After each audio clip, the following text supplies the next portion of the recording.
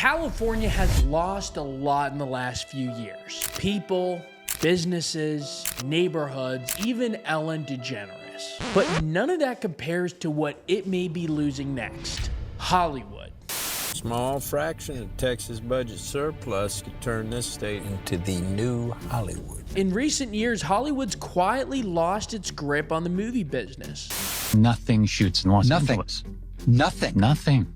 The state that produced Star Wars, The Godfather, and Back to the Future now sees fewer than 1 in 5 movies made there. The rest, they're filmed thousands of miles away. I'm not sure what incentives California even offers. They're certainly not competitive. Not quite my tempo. Now, LA is still home to the studios and the talent, but even that's changing. Suddenly, Nicole Kidman is living in Nashville. Right. Are you still living on the ranch outside of Austin that you were? Yes, but you live a kind of an old-fashioned lifestyle anyway. I understand. Yeah. You live on a farm. I live on a farm. So what happened? Why is Hollywood leaving Hollywood? To understand why Hollywood is leaving California, we first need to know how it got there in the first place. In the early 1900s, New York was actually the center of the film industry. That's where Thomas Edison held a monopoly on movie cameras. Edison's own company produced the first big screen hit, The Great Train Robbery. But then a group of rebel filmmakers, including a guy named William Seelig, figured out that if they moved west to California, they could escape Edison's control and shoot movies without paying him royalties. And just like that, Hollywood was born. By the 1920s, Los Angeles was the only place you wanted to make movies. It had cheap land, amazing weather, which made filming easy and schedules predictable, and also, very importantly, a variety of landscapes. Deserts, beaches, mountains, you could film anything there. And for the next 100 years, Hollywood was Hollywood. He's looking at you, kid. Mrs. Robinson, you're trying to seduce me. He's black. Go on. He's bald. Does he look like a bitch? What? I don't like sand. Movies weren't just dreamed up there, they were filmed there in Hollywood's iconic studio lots. In one lot, John Huston could be filming a Western. In the next lot, Billy Wilder could be filming a comedy.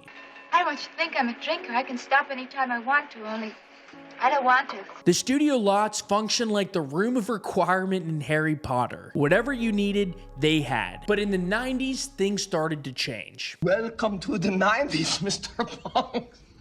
Studios began to pack up and leave the very city they put on the map. Canada started this trend. Starting in the 2000s, places like Canada wanted to get some of that action. Some movies started filming there, but by the mid-2000s, most were just heading down south. Introducing Yollywood. Last year, more movies were filmed in Georgia than in any other state. And this isn't just a brand new trend. In 2016, out of the top 100 highest grossing movies, only 12 were filmed in California. It was 4th in film production. So why are movies leaving California and going to states like Georgia? The first answer is kind of obvious: money. And by money, we mean tax incentives. Show me the money.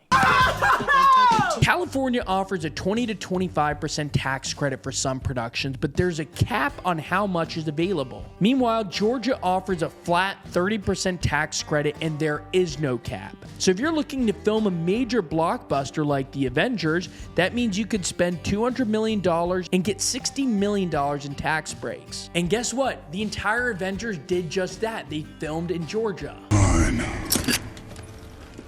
I'll do it myself. By the way, if you're enjoying this nonpartisan deep dive, please make sure to subscribe, help out the channel, like this video, would really appreciate it. It'll help us do more videos like this one. Back to the video. But it's not just Georgia. Oklahoma offers up to 38% in tax breaks. Texas up to 22.5%. For major projects, it's now obvious to not film in California. And it's not just specific tax breaks. It's the cost of doing business in general. There's a reason many businesses have left California. Los Angeles has some of the highest labor costs, union fees, and location fees in the country. And it's also one of the most expensive states to live. Compare that to Georgia, where you can get cheaper crew costs, lower location fees, fewer regulatory headaches, and much cheaper housing. Nothing shoots in Los Angeles. Nothing. It's cheaper to bring 100 American people to Ireland than to walk across the lot at Fox. Right. Past the sound stages and do it there. Crazy. Do you think if we shot Parks right now, we would be in Budapest? 100% we would be. Filming in California means waiting on permits, paying for security, and dealing with red tape. In Georgia, they roll out the red carpet. And from now on, our message is clear. Georgia is open for business. Okay, we keep bringing up Georgia because it's a perfect case study. No state has capitalized more on this opportunity than Georgia, which has earned the nickname, as we already mentioned, of Yollywood. Before the Peach State's 2008 Entertainment Industry Investment Act, Georgia's entertainment industry was only making $241 million a year. Now that number is closer to $10 billion, with over 1,900 production-related companies in Atlanta that have a direct spend of $2 billion. So for Marvel, they could save an estimated $50 to $75 million on a major movie if they filmed in Georgia as opposed to California. And that's why Marvel's entire Avengers saga was filmed in Georgia. In fact, many of the biggest movies in recent years were filmed in different states. Joker in 2019 was filmed in New Jersey. The Hunger Games was shot in North Carolina. Twisters was filmed in Oklahoma. And many have gone overseas, like Game of Thrones. Well, she's made herself at home. Now, before we get to Texas, there are two other more recent developments that we have to cover that explains the shift. The first is COVID, and the second is big tech. Starting with COVID, when the pandemic hit in early 2020, California enforced some of the strictest lockdown measures in the country. Many film stars left the state and productions were shut down for months. And when they finally resumed, they faced expensive COVID testing requirements, strict on-set protocols, and many delays due to citywide restrictions. And when COVID ended, there were two major strikes, the actors' strike and the writers' strike. Layer on top of that, the fact that tech giants are now spending more money on content than traditional studios, and they now own more studio space than any traditional studio in Hollywood. This show should just be me coming out going, well done Netflix, you win everything. But unlike the traditional studios, which have roots that date back to the 1920s and the golden era of Hollywood, these companies aren't based in Southern California. They have no loyalty to the region. Sure, they built some big production spaces there, but they've also built big production spaces elsewhere. And they make LA's stranglehold on the movie business extremely tenuous. Netflix's 2023 content budget alone was $17 billion. Next year, Apple will spend $7.5 billion. Amazon dropped $1 billion on a single show. Compared to them, the traditional studios are spending pennies. And by the way, the most successful film studio from last year, A24, is based in New York. But now we gotta go to the Lone Star State. We ask you to welcome Academy Award winner and the Minister of Culture here at the University of Texas, Matthew McConaughey. Let's get it on, man. How we doing? Like usual, Texas is thinking big. They don't want just some of the movie industry. They want all of it. And their stars aren't playing games. They are all in too. Hey there. I'm Dennis Quaid from Houston, Texas. We love our home state of Texas. And what we really love is making movies here. With its varied and iconic landscapes and incredible talent, Texas looks good up on the big screen. Now, Texas is already eaten into Silicon Valley's market share, stealing companies like HP, Oracle, and Tesla. And there's been no interstate population inflow greater than California to Texas in recent years. In a single year, over 200,000 people moved from California to Texas. So Texas eating California's lunch is nothing new. Texas's True to Texas campaign explicitly aims to make it America's film capital. Now, they acknowledge it'll take about a decade, but they're going all in on it. Matthew McConaughey, Glenn Powell, Dennis Quaid, Billy Bob Thornton, and Renee Zellweger. Look, this industry's like somebody's memory of an industry. And the memory's fading.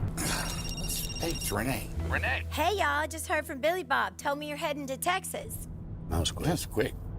Damn. Well, count me in. I've been hotel hopping in all these other states for way too long. And this campaign has developed quite an on-the-ground operation. Last Wednesday, the group Media for Texas and Allied took over the state capitol to make its case, saying that $1 spent on film production in Texas will create $4 for the state. And you might think of these new jobs as actors or glitzy roles, but in reality, many of the new jobs created would be blue-collar jobs, building sets, working AV, and developing crews that can staff major movies. The industry is a great source of non-college, blue-collar jobs. It's hard work, but it's really good work. This is a really interesting career path, and I know it really does provide a lot of really great opportunities. Senate Bill 2022 is now up for vote, which would entail a $500 million overhaul of the state's film incentive program. But there is some political pushback. Many worry it will make Texas more woke. They don't want to Hollywood their Texas, as they say.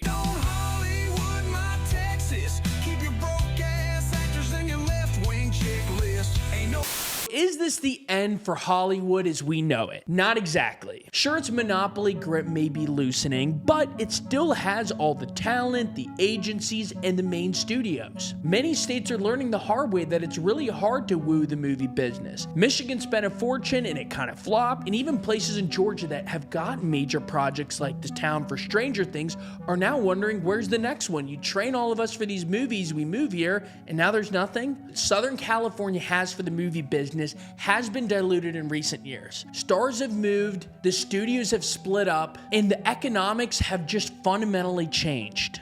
So will Texas be the one to steal it? Will there be 50 Hollywoods? That remains to be seen. But looking at the landscape today, what seems to be clear is this: Hollywood isn't dead. It's just moved. So what do you say, Texas legislature? You don't like what Hollywood's been dishing? Let's take over the kitchen. Yeah.